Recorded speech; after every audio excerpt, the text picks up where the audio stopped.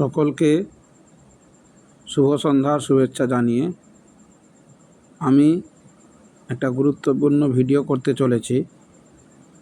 আজকে আমরা এমন একটা সন্ধিক্ষণে দাঁড়িয়ে আছি যেখানে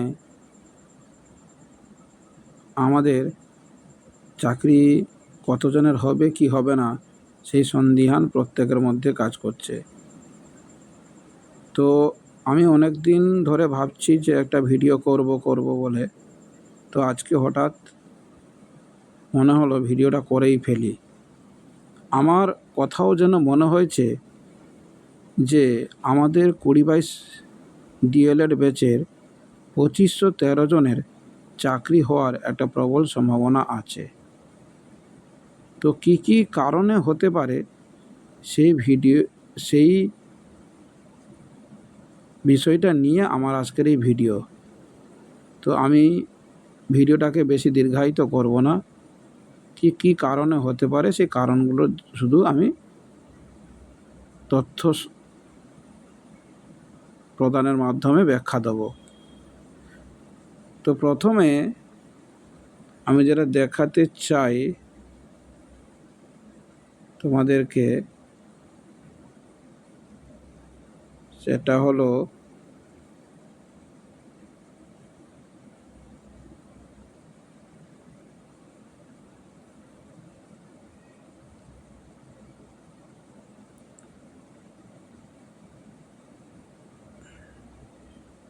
তোমরা সবাই জানো যে আমাদের সিঙ্গেল বেঞ্চের রায় অনুযায়ী আমাদের যে রায়টা এসেছে 20-22 ডিএলএড ব্যাচে, সেটা রায়টা সার্বিকভাবে এসেছে। এবারে তোমাদেরকে একটা জিনিস আমি দেখাই। আমাদের যে স্ট্যাটাস রিপোর্ট দিয়েছিল গত মার্চ মাসে, যে আমাদের ইন্টারভিউ হয়েছিল, সেখানে কিন্তু প্রত্যেকের নামের এগেনস্টে ভেরিফিকেশান স্ট্যাটাস কিন্তু ওকে রিপোর্ট দেখিয়েছে। কাউকে কিন্তু আলাদা করে SC ST জেনারেল বলে উল্লেখ করেনি। তো এইখানে এই বিষয়টা আমার কাছে একটু অন্যরকম লেগেছে। এখানে আমাদের সবাইকে UR ক্যাটাগরি হিসাবে বা জেনারেল ক্যাটাগরি হিসাবে পর্ষদ আচরণ করছে। এটা হলো একটা বিষয়। এবারে দ্বিতীয় যে বিষয়টা আমি তোমাদের সামনে উপস্থাপন করব, যেটা আমার একটু হলেও পজিটিভ লেগেছে, সেটা হলো পর্ষদের সাবমিশন দেওয়া MA ফাইলটা। তো সেই MA ফাইলটা 30 নম্বর পৃষ্ঠায় আমি চলে আসবো। একদম মূল যে বিষয়টা আছে সেই 30 নম্বর পৃষ্ঠায় তোমরা দেখতে পাবে যে ওখানে পর্ষদের প্রার্থনা, পর্ষদ কি চাইছে। দেখো এখানে সুন্দর করে লেখা আছে ডিটেলসে যে applicant board found 9533 candidates eligible for the appointment including those from the additional 5% merit panel. Furthermore, it is evident that 2572 candidates from DLL 2022 batch participated in the selection process, of whom 2513 appeared in the interview process.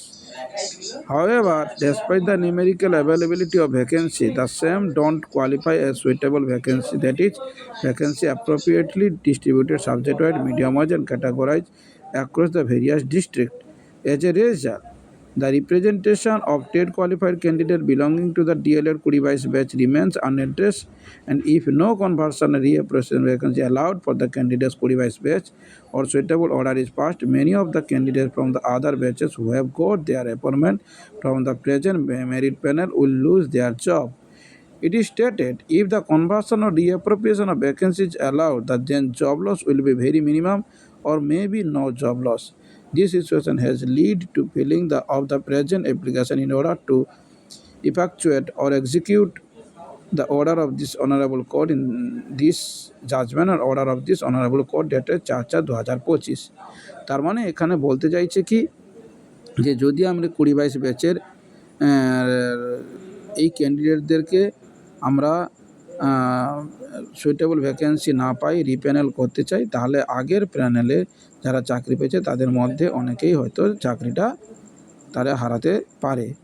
বা হয়তো যদি আমরা দিইও তারপরে অনেকের সম্ভাবনা থাকতে পারে minimum. তো সেই জন্য পর্ষদ কী করেছে, এই কোর্টের কাছে, অ্যাপেক্স কোর্টের কাছে তারা দৃষ্টি আকর্ষণ করেছে। তো it is respectfully submitted that pursuant to the judgment and the order passed by the Honorable Court on Chacha, the issue of identifying and creating the suitable vacancy arose. Accordingly, the applicant board approached the state government with a request to declassify the available vacancy into suitable vacancy in view of the fact that de-reservation or creation of the post falls within the powers vested in the state government. তো এইসব বিষয় থেকে আমরা যেটা বুঝতে পারছি যে পর্ষদ কিন্তু আমাদের যে এখানে কিন্তু ল্যাপটপার যে ভ্যাকেন্সি আছে 2584, এখানে কিন্তু 2513 নিউমেরিক্যাল অ্যাভেলেবিলিটি ভ্যাকেন্সির কথাটা বলছে। তো এই নিউমেরিক্যাল অ্যাভেলেবিলিটি ভ্যাকেন্সি থেকে বোঝা যাচ্ছে যে আমাদের 2513 চাকরি হওয়ার একটা প্রবল সম্ভাবনা আছে। তো এইটুকু আমার বক্তব্য ছিল। সবাইকে অসংখ্য ধন্যবাদ। যদি আমার ভিডিওটা ভালো লেগে থাকে তাহলে অবশ্যই সাবস্ক্রাইব করে দিয়ে থাকবেন। আজকে এইটুকু, ধন্যবাদ।